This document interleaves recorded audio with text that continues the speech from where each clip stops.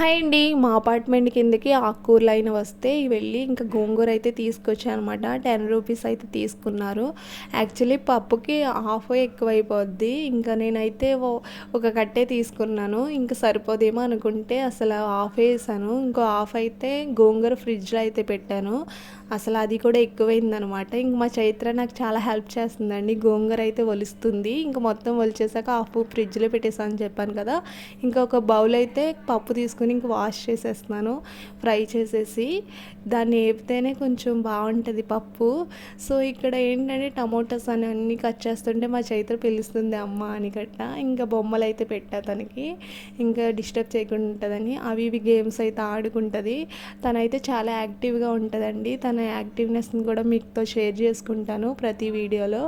అలాగే నేను కొత్తగా కంటెంట్ చేయాలని ఇంకా ప్రయత్నిస్తాను. నేను కొంచెం డబ్బింగ్ చెప్పడంలో తడబడుతున్నాను, బట్ కొంచెం మెల్లమెల్లగా అలవాటు అవుద్ది. ఫస్ట్ టైం కదండి. ఇక్కడ మా చైత్ర చూడండి టీవీ పెట్టుకొని చూస్తుంది. ఇంకా విజిల్ అయితే వస్తుందనమాట.